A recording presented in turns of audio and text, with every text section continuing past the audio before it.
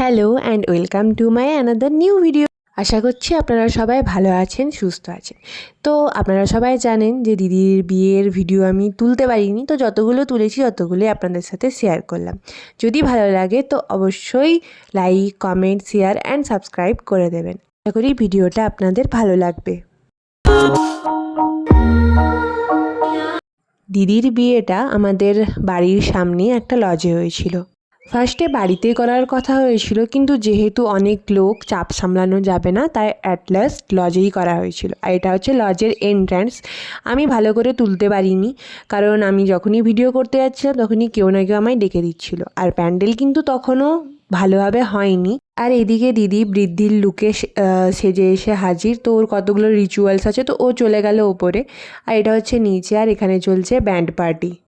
আমার একটাই দিদি, তো আমি প্ল্যান করে রেখেছিলাম অনেক কিছু করব, কিন্তু সত্যি কথা বলতে একটাও ভালোভাবে এক্সিকিউট হয়নি, কারণ আমি ভিডিও মজা কিছু করার টাইম পাইনি। আর এই যে এটা হলো ছাদনাতলা, আর ইনি হলেন আমার কাকু।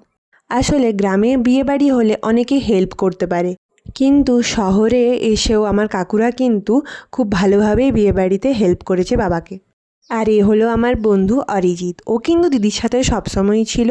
এছাড়াও আমার বন্ধুরাও, আমার 3টে বন্ধু এসেছিলো, তারাও কিন্তু অনেক হেল্প করেছে।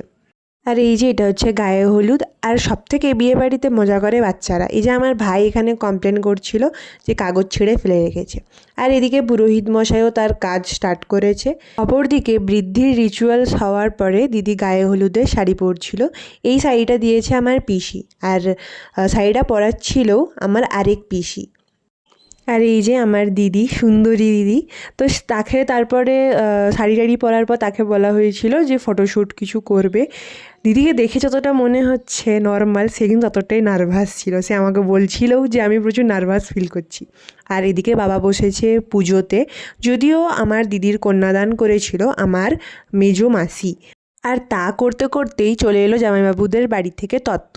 যদিও দিদি কিন্তু তত্ত্বগুলোকে বেশ সুন্দর করে বিয়ের আগে গুছিয়ে দিয়েছিল। দেখতেই পাচ্ছ মাছ কত কিছু পাঠিয়েছে। আর আমি ভাবি যে বিয়ের এই মাছটা এত সুন্দর কেন খেতে হয়। তারপরে শুরু হলো গায়ে হলুদের রিচুয়ালস, যার আমি মাথামুন্ডু কিছু বুঝি না, সত্যি কথা বলতে। আর এরপরে কিছুক্ষণ পর আমি চলে গিয়েছিলাম। এরপরের আমি কোনো ভিডিও করতেও পারিনি। সবথেকে বড় কথা, দিদির বিয়েতে বোনরা মজা করে, নাচে, গান করে, কিন্তু আমি কিছুই করতে পারিনি। আর এই দেখো মা এইসব শাঁখা টাকা পরাচ্ছিল ওকে। বাদবাকি আমার পিসি, মাসিরা, আমার ঠাকুমা, দিদা সবাই ছিল সেখানে। আর আমার দিদির মুখটা দেখে সবথেকে বেশি হাসি পাচ্ছিল। আমি তো মনে মনে ওকে বলছিলাম যে ওর কারো শাদি। আর হ্যাঁ, ওর এখানে শাখা পরাতে গিয়ে বোধহয় টাইট হয়েছিল, যার জন্য একটু ও আনকমফোর্টেবল ফিল করছিল। যাই হোক, এরপরেই তো আসল জীবনের শুরু, বিয়ের পরে। ঠিক আছে, এটাই ওকে আমি বোঝাতে চাইছিলাম। তারপরে এই যে বাবা ওকে নিয়ে বসলো পুজোয়। যদিও এটাকে পুজো বলে কিনা আমি জানি না, তাই প্রথমেই আমি সরি চেয়ে নিচ্ছি সবার কাছ থেকে। আর হ্যাঁ, আমাকে কি দেখতে পেয়েছো ভিডিওতে? দেখতে পাওনি, কারণ আমি ছিলামই না সেখানে। একটু যে ভালো করে ভিডিও করব, ছবি তুলবো, সবাই আমাকে ডেকে দিচ্ছিল কাজের জন্য। যাই হোক, আজ এতটুকুই। যদি ভালো লাগে প্লিজ কমেন্টে জানিও।